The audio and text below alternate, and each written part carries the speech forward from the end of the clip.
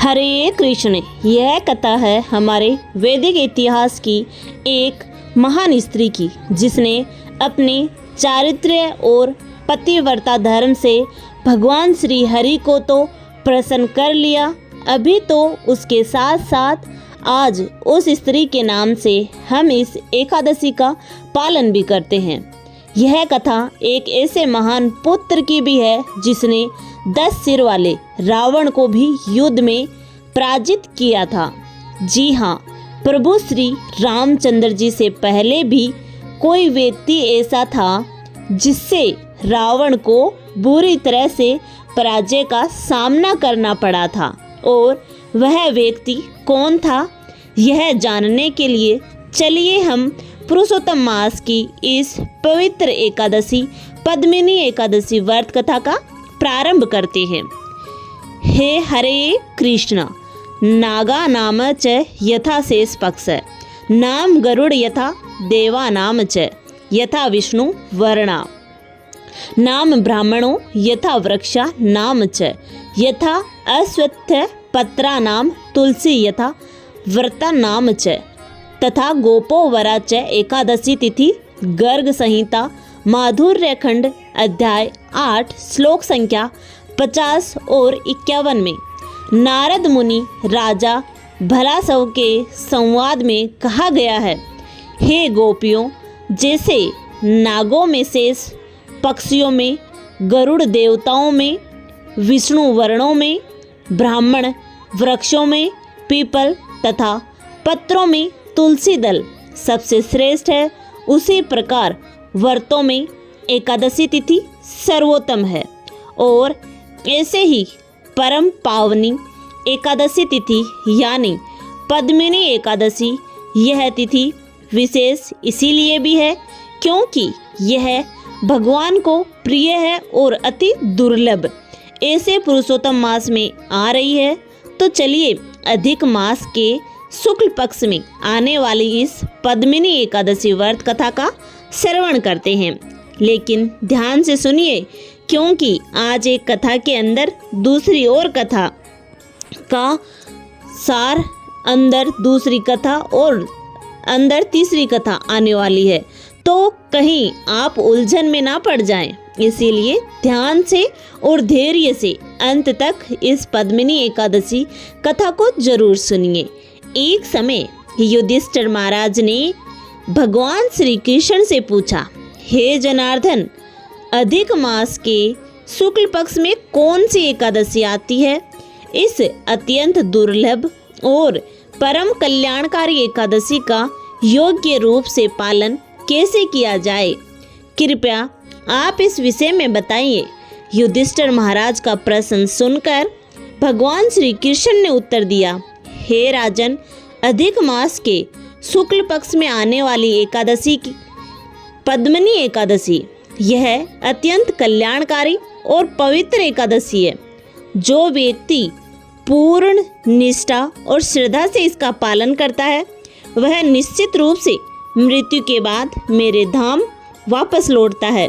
और यहाँ तक कि चतुर्मुख वाले ब्रह्मा जी भी इस एकादशी का संपूर्ण गुणगान नहीं कर पाते।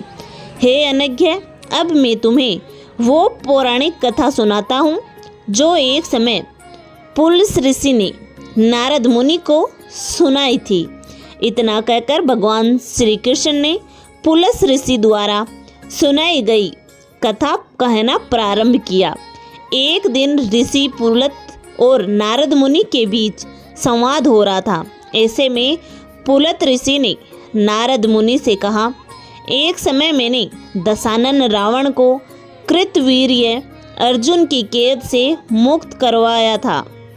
अब देखिए, यह सुनकर नारद मुनि को अत्यंत आश्चर्य हुआ। उन्होंने पूछा, हे ऋषिवर, रावण तो अत्यंत शक्तिशाली था और उसने तो इंद्र जैसे देवताओं को भी परास्त किया था, तो फिर कृतवीर्य अर्जुन नाम का एक महान राजा हुआ था। उसकी राजधानी महिष्मती, तो उस राजा की 1000 रानियां थी। राजा ने इन सभी रानियों से एक समान प्रेम करते थे, लेकिन दुर्भाग्यपूर्ण किसी भी रानी से उन्हें कोई संतान प्राप्त नहीं हुई।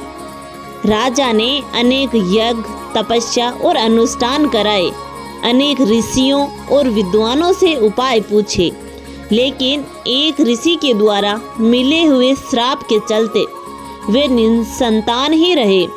एक दिन अपनी इस दुर्दशा के ऊपर विचार करते हुए राजा ने दृढ़ निश्चय किया कि अब वे जंगल में जाकर घोर तपस्या करेंगे, और यह सोच विचार कर राजा ने अपना राज्य कुशल मंत्रियों को सौंप दिया और स्वयं मुनि का वेश धारण करके जंगल में तपस्या करने के लिए जाने लगे।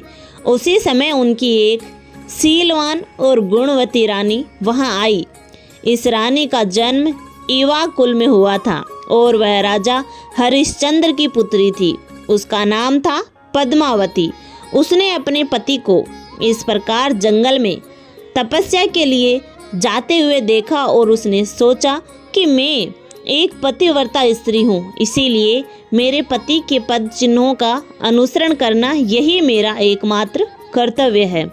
इस प्रकार सोचकर वह भी अपने राजसी आभूषण और वस्त्रों का त्याग करके राजा के साथ जंगल में चली गई। राजा कीर्तिवीर्य अर्जुन ने गंधमादक पर्वत पर पहुंचकर 10,000 सालों तक भगवान श्री विष्णु की घोर तपस्या और आराधना की, लेकिन फिर भी उसका कोई परिणाम प्राप्त नहीं हुआ।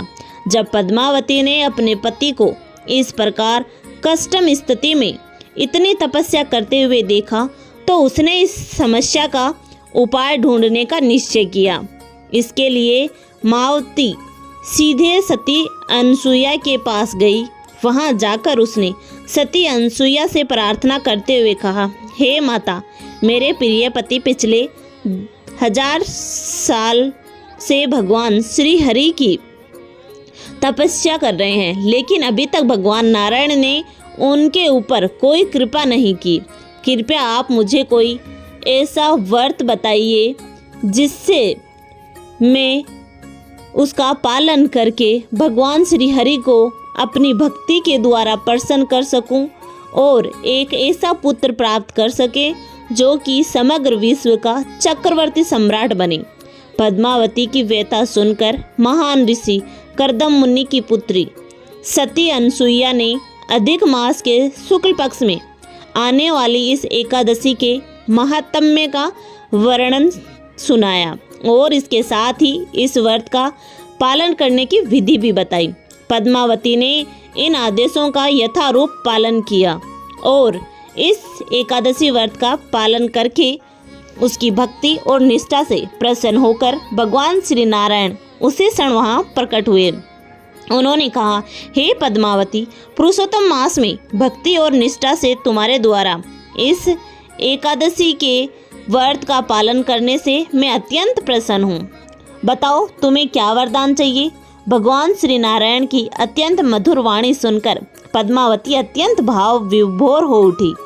उसने पूर्ण पुरुषोत्तम भगवान श्री हरि को प्रणाम किया, अनेक प्रार्थना की और उनके द्वारा गुणवान किया गया। अंत में एक गुणगान करने के बाद अंत में एक महान पुत्र प्राप्त करने की अपनी इच्छा प्रकट की।